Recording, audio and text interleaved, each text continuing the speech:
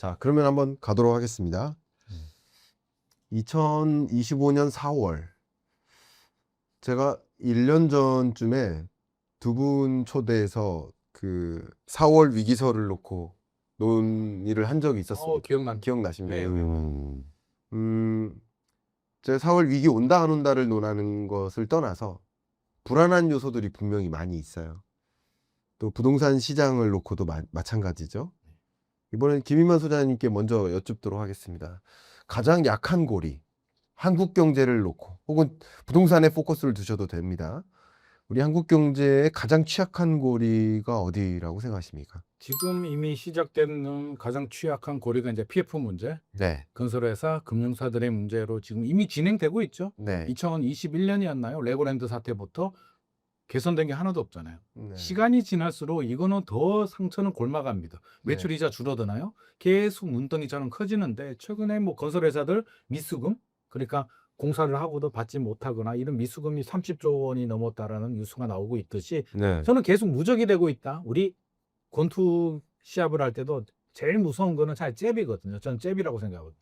네. 잽이 누적이 되면 피로도가 엄청나게 커지는데 차라리 1회 1라운드에 카운터 펀치 한 대 맞고 다운이 되면 정신 차리고 일어날 수는 있는데 잽이 누적이 되면 저는 굉장히 힘들어진다. 장기 침체로 들어간다고 생각하는데 이제 3년째 PF 위기설 하면서 계속 잽을 맞고 있고 앞서서도 제가 일본 얘기했듯이 이 잽이 그냥 건설 회사들의 잽이냐라고 하면 결국에는 건설 회사와 PF로 해준 금융권들이 맞물려 있는데 네. 이걸 속전속결 정광석화처럼 구조조정을 하지 못하고 시간을 끌었을 때 이 부실이 어디로 가느냐. 일본도 마찬가지잖아요. 자, 은행하고 기업이 좀비 기업이 됩니다. 그러면 은행은 좀비 기업한테 발목이 잡히게 되죠. 그 은행은 신규 대출을 할 수가 없습니다. 왜? 여기에 인질이 잡혀 있으니까. 이 부실 채권이 생기니까. 그러면서 경제의 활력이 떨어지게 되고 기업이 도산하면서 은행도 위험해지는데 우리 지금 건설 경기가 강남 집값만 올라가지 건설 경기가 좋아질까요? 쉽지 않게 지금 미분양도 늘어나고 있고 중공업 미분양, 박선 미분양도 늘어나는데 저는 건설 경기가 올해 하반기 내년이라고 건설 경기가 과연 좋아진다라고 과연 단정 지을 수 있을까? 그렇지 않다고 봅니다. 그러면 이 문제가 정부도 여전히 아니란 인식이잖아요. 나아지겠지? 좋아지겠지? 또 토지거래구역 지정하는 거로 봐서 여전히 집값 올라가니까 몰라 그냥 지정해버리고 그냥 넘어가 라는 얼렁뚱땅 임시 방편으로 그냥 묶어버리는 이런 부작용들이 생긴다면 여전히 상황 인식 자체는 저는 굉장히 좀 안일하다고 보여지고요. 이게 올해도 그냥 지나갈 것 같습니다. PF 수술할 수 있을까요? 못할 것 같습니다. 그러면 미수금도 늘어나고 PF도 더 늘어나고 2026년 넘어가겠죠. 2027년 가겠죠. 이게 5년, 6년, 7년에 갔을 때 분명히 우리 경제에 저는 어떤 영향을 줄 수밖에 없다고 보고요. 이게 만약에 이제 뭐 초기 단계 교수님 말했듯이 이제 잃어버린 10년 결국에는 구조적으로 우리가 시대 환경 산업 구조가 바뀌는 어떻게 보면 뭐 3.0에서 4.0으로 가는 일본도 처절하게 몸부림을 하면서 지금 옮겨가고 있는 상황이고 우리도 이제 다음 시대로 가야 되는 상황에서 이 문제에 발목 잡히면서 우리도 다음 단계로 넘어가지 못할까. 일본도 디지털 시대로 못 들어갔잖아요. 네. 그러면서 일본이 지금 또 이제 굉장히 힘들어지는데 우리는 다행히 디지털 시대에 진입을 했습니다만 그 다음 시대가 이제 AI 시대라고 저는 뭐 AI 로봇 시대인데 우리가 AI 로봇 시대에 성공적으로 진입을 했을까라고 본다면 HBM? 반도체? 그냥 얻어 걸린 거죠. 우리가 뭐 기술이 좋아서 된 것도 아니고 그냥 너 할래? 할게라고 해서 잠깐 얻어 걸린 거지. 그게 AI 시대에 우리가 리딩을 한다, 이끌어 간다라고 생각하지 않습니다. 그러면 우리 기술력이나 전기 자동차 시대를 보더라도 로봇을 보더라도 중국, 미국의 월등한 시장이지 우리는 거기서 파생되는 뭔가를 받아 먹으면 땡큐인 시장으로 지금 가고 있기 때문에 저는 결국에는 이 단초는 우리가 극복하면 괜찮은데 장기 침체로 들어가는 단초는 저는 PF라고 생각합니다. 좋습니다. 가장 약한 고리 부동산 PF 부실을 꼽아 주셨습니다. 이광수 대표님도 혹시 동의하시는지 혹은 또 다른 어떤 약한 고리가 있다고 생각하시는지. 근데 뭐 물론 약한 골인데 아까 이제 김희만 소장님이 아니라는 인식이라고 하셨는데 아니라는 인식보다도 제가 보기에 할 수 있는 게 없어요. 할 수 있는 예, 거다. 부동산 PF를 지금 200조 원이 넘는데 네. 이 부동산 PF 문제를 해소하기 위해서 정부가 할 수 있는 게 없다고요. 네. 예, 그러니까 아무것도 못 하는 겁니다. 그냥 놔두고 있는 거예요. 네. 그러니까 그런 의지가 없는 게 아니고. 예, 예, 그러니까 할 수 있는 게 없어요. 제가 볼 때. 그러니까 왜냐하면 이게 결국엔 기업 부채지 않습니까? 기업 부채 문제를 해결하기 위해서는 결국엔 두 가지 방안밖에 없어요. 그러니까 경제 주체가 결국 정부와 가계와 기업이 있잖아요. 네. 근데 기업 부채를 해소할 수 있는 방법은 뭐냐면 그 부채를 가계와 정부가 떠안아야 돼요. 그래 해소가 되는 거거든요. 어떻게 그러면 해소가 됩니까? 그렇죠? 기본적으로. 네. 근데 그래서 최근에 지방 미분양 아파트를요 정부가 사준 거예요. 근데 한계가 있죠. 3,000원? 예. 근데 한계가 있잖아요.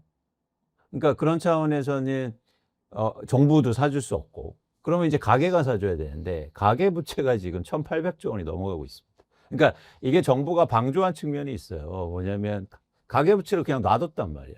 그러니까 가계도 이제 기업의 부채를 떠안을 힘이 없어요. 그거 어떻게 해결합니까 그러면? 그러면 결국에 한 가지 방법밖에 없어요. 그러니까 외국인들이 사줘야 돼요.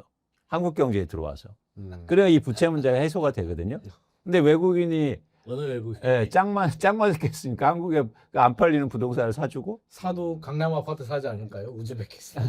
그러니까. 그래서 이 PF 문제는 제가 보기에 이제 골든 타임도 넘기고 그리고 해소의 방향이 없다. 방향성이 없다. 그래서 좀 이제 뭐랄까 심각한 문제이긴 한데 예를 들어서 이거를 해소할 방법도 없어서 조금 더 저희가 구조적으로 뭔가 좀 다른 차원의 방식을 좀 생각해야 된다는 생각 갖고 있고요. 네.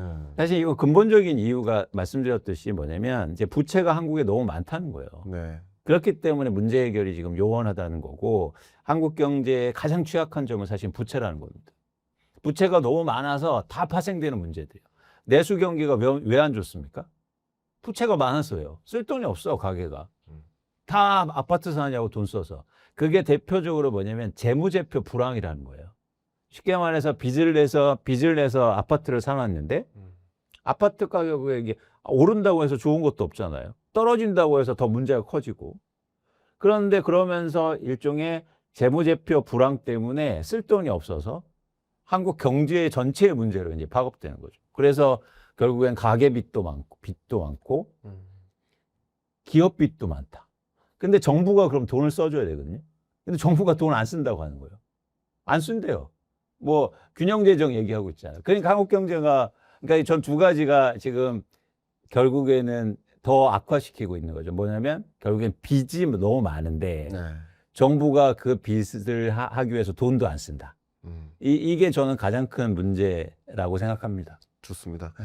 부동산 PF 부실 문제를 이제 다루고 있으니까 저도 이제 한 사람의 그 토론자로서 의견을 좀 드려본다면 여러 가지 문제들이 많은데 일단 한 가지는 저는 이제 한 가지 또 다른 측면을 꼽고자 한다면 이제 금융 사이드에서 금감원과 금융위원회를 중심으로 해서 금융사들이 이런 부동산 PF 부실 문제가 금융 위기로 전이되지 않도록 하는 것이 왜 중요하냐면 건설사의 부실과 파산과 뭐 이렇게 끝나면 돼요. 쉽게 말하면 건설사의 도산으로 끝나면 돼요. 네. 근데 이 부실이 금융 부실로 전이되면 이 해당 건설사가 아닌 다른 경제 주체들에게도 영향을 주는 거예요. 그럼요.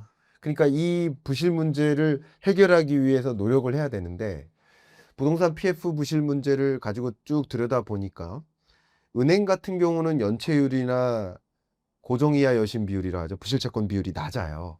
근데 이금융권, 그렇죠. 그러니까 정확히 얘기하면 비은행 예금 취급 기관의 연체율과 고정이하 여신 비율이 굉장히 높은데 그 비은행 중에서도 보니까 유독 대응을 하지 않은 게 저축은행입니다. 확인을 해보니까 저축은행이 중소지방건설사, 축약하면 이렇게 됩니다. 저축은행이 중소지방건설사에게 더 사업을 한 겁니다. 저는 좀 놀라웠습니다. 이 부분은 좀 지적을 하고 싶습니다. 23년, 24년 동안 부동산 PF 부실 문제가 가중됐는데 건설사들은 대출을 더 받아야 된단 말이에요. 쓰러지지 않기 위해서. 그렇죠. 추가 대출을 받아야 된단 말이에요. 그러니까 이 지방 건설사들은 추가 대출을 사실은 조정의 대상일지 모르지만 저축은행들이 계속 위험을 감내하고 고수익 사업을 추구한 거예요. 고수익 고위험 사업을 추진한 겁니다. 그래서 정리해보면 좀 비교될 만한 게 새마을금고인데 새마을금고는 자산을 감축시켜 가면서까지 대손 충당금을 계속 확보했습니다. 새마을금고는. 그래서 이 부실 문제가 이 건설사 간이 그 밖에 다른 데로 전이되지 않도록 나름 대응을 했다고 봅니다. 비교적. 네. 수익성도 마이너스로 바뀌어가면서 이익을 마이너스로 바꿔가면서 대손 충당금을 계속 쌓아 나갔던 거예요. 2024년에 1.7조 원을 쌓았습니다. 올해도 한 2조 정도를 쌓을 것으로 지금 예상하고 있는데, 근데 저축은행들은 대손 충당금 비율이 더 떨어졌습니다. 22년보다 23년, 23년, 24년 더 떨어졌습니다. 그러니까 계속 고위험 사업을 진행하는 거예요. 그러면 이게 이 부실 문제가 분명히 있는데 이걸 더 키우는 격이 되지 않나요? 그래서 저는 오히려 이럴 때일수록 1금융권을 중심으로 좀 적극적인 통제를 하려고, 부채가 더 누중되지 않도록 통제하려고 하는 움직임은 있는데, 그게 아니라 이 풍선 효과 때문에 저축은행으로 더 의지하게 되거든요. 그렇습니다. 위험이 이쪽으로 떠안는 거예요. 그럼 저는 여기서 끝나면 되는 게 아니라 이 저축은행의 부실이 위험하게 전개된다. 5대 저축은행이 다 그렇습니다. 이 대손 충당금 비율이 더 줄었어요. 100%가 안 돼요. 그래서 이들의 대응이 이런 식으로 가도 되는 건가? 다른 은행들은 위험 관리에 나섰는데, 이런 위험한 건설사에겐 대출해주지 말자 하고 대출 부적격 해가지고 위험 관리에 나섰는데, 이 저축은행들은 오히려 그 위험을 수반한 고소득, 고수익 사업을 계속 진입하고 있는 게 지금 이 부동산 PF 부실 문제가 마땅히 해결할 방법이 없다라고도 할 수 있겠지만 그 더 키우고 있다라고 저는 보고 있거든요. 안타깝습니다. 이런 부분이. 근데 이게 왜 저희가 이런 문제를 다뤄야 되냐면, 그러니까 부동산 PF가 뭐 부도가 나서 그러니까 시스템 위기로 가고 이럴 가능성은 전 적어 보이는데, 사실은 이런 문제를 빨리 구조조정을 안 하면요, 그러니까 다른 경제 상황에 영향을 미친다는 거예요. 그러니까 경제가 이제 위축되는 거죠. 그러니까 뭔가 이제 불확실성 때문에. 그런 차원에서는 빨리 구조조정을 하고 이래야 되는데, 사실 부동산 PF가, 저도 이제 건설회사를 다녔고 뭐 그런 이제 금융 사이드에서 일을 했지만, 금융을 다루는 사람들이 전형적으로 어떤 생각을, 부동산 금융을 다루는 사람들이 전형적으로 어떤 생각을 갖고 있냐면, 그러니까 두 가지가 되게 위험한 발상이에요. 첫 번째는 뭐냐면, 시간이 지나면 해결될 거야. 그러니까 예를 들어서 전형적으로 시간이 지나면 다시 부동산 가격은 오르고, 그리고 우리는 이 시기만 잘 버티면 있어. 이런 인식이 이제 그동안의 이제는 경험이죠. 그래서 그게 이제 첫 번째고, 두 번째는 뭐냐면, 그 기간 동안 사실은 내가 수익이 전혀 없으면 버티지 못하겠죠. 그런데 이자를 계속 누군가 내요. 그 기간 동안. 이게 아주 흥미로운 지점이에요. 한국의 금융 시스템이 뭐냐면, 예를 들어서 제가 돈을 꿔줍니다. 그러면 김희만 소장님이 이자를 못 갚잖아요. 그러면 여기서 부도를 내야 돼요, 사실은. 근데 어떻게 하는 줄 아세요? 돈을 더 꿔줘요. 얼만큼? 이자만큼. 충격적이죠. 이게 한국의 부동산 PF와 부동산 금융의 충격적인 현실입니다. 그러니까 예를 들어서 A라는 회사가 1,000억을 빌렸어요. 그럼 이자를 못 내. 그럼 은행에서 금융권이 가장 큰 문제예요. 왜냐면 그래서 어떻게 하는지 아십니까? 이자 꿔줄게. 100억에만 잘 버텨. 그래서 문제 없는 것처럼 얘기하고 있다고요. 시간만 지나면 해결이 될. 맞습니다. 근데 여러분들이 이 현실 인식을 못하면, 뭐 괜찮을 거야, 시간 지나면, 이게 똑같이 인식된단 말이죠. 근데 만약에 그렇지 않으면 문제는 훨씬 더 커지는 거죠. 안도네, 안도. 여기도 역시 한마디로 안도네. 근데 더 놀라운 거, 그러면서 어쩌면 금리를 올립니다. 이해하셨어요? 네. 기존에는 5%짜리 해줬는데 새로 그 이자를 꿔주면서, 야, 이번엔 7% 내야 돼? 그러면서 은행이나 증권사들은요, 탐욕. 수익성이 올라가요. 그렇죠. 그 대표적인 회사가 있어요. 그렇게 돈 버는 회사들이 지금도요. 그래서 마치 기업이 실적이 좋은 것처럼 나타나. 부동산 PF의 리스크가 큰데. 근데 결국에는 이게 일본하고 똑같게 가는 거잖아요. 일본도 은행하고 기업이 결탁이 되면서 은행은 쉽게 돈을 빌려주고 벌고, 구조조정 못해. 구조조정하면 부실채권이 되니, 그렇죠. 그거 시키면 안 되고 그렇죠. 계속 돈을 준다는 거죠. 근데 그거를 정부가 조장했어요. 그러니까 저는 금감원이나 금융위에서 어떻게 했냐면, 야, 부도 내면 안 돼. 만기 연장해줘, 이자도 꿔줘 이러고 있었단 말이에요. 그러니까요. 그러니까 저는 두려운 게 제가 이거 볼 때- 유럽하고 거의 똑같다니까요. 구조가. 맞습니다. 일본이 이렇게 가다가 감당할 수 없는 동남아 경제 위기가 생기면서 정부가 컨트롤 안 되니까 은행이 부도나 버리는 거죠. 네. 기업들도 부도나고. 그러니까 우리가 그 지경이 되기 전에 각성을 하고 정부, 은행, 기업들이 뭔가를 해야 되는데 시간 지나면 혈액을 하겠지. 이러다가 부동산 시장 좋아지면 미분양도 없어지고 다 해결이 될 거야. 아마 머릿속에 그거 있을 거예요. 네. 내년에 부동산 시장이 좋아지면 미분양도 해소돼서 다시 분양 시장 좋아지지 않을까라는 약관 회로를 돌리지 않을까 하는 생각도 들죠. 제가 말씀 속에 이광수 대표님 그 주장에 어폐를 좀 발견했습니다. 어떤 거야? 정부가 할 수 있는 게 없다고 하셨는데 네. 할 수 있는 게 있었네요. 조장하는 거. 네, 참 안타깝다. 맞습니다. 그러니까 저는 말씀드린 겁니다. 그러니까 우리가 이제 뭐 교수님도 그런 말씀 많이 하지만 이 정책이나 이게 되게 금융시장이나 경제에서 중요하지 않습니까? 그럼요. 사실. 너무 중요. 근데 너무 단기간의 정책인 거예요. 그러니까 당장 부동산 PF가 위기야? 그러면 이자 연기해줘. 그리고 만기 연장해줘. 이자 없다는데요? 야, 이자 꿔주면 되잖아. 이렇게 하고 있었다고요. 그런데 마치 그러면 우리 나아지고 있네. 이제 뭐 예를 들어서 충당 비율이 대손 충당 비율이 줄어들고 있는데 이렇게 판단하는 거예요. 이자 잘 내니까 대손 충당 거 안 잡아도 되지 않습니까? 그렇죠. 예, 예. 그렇게 되면 잘 낸다 그러면 근데 그 연체율도 낮아지고 고정 이하 여신비율도 낮아지니까 근데 그 이자를 꿔주고 있다고요. 어떻게 꿔 줌으로써 연체율이 낮아지는 경향도 4분기에는 나타납니다. 그런 부분들도 우리가 놀랍죠. 예의주시해야 되겠습니다. 놀랍죠.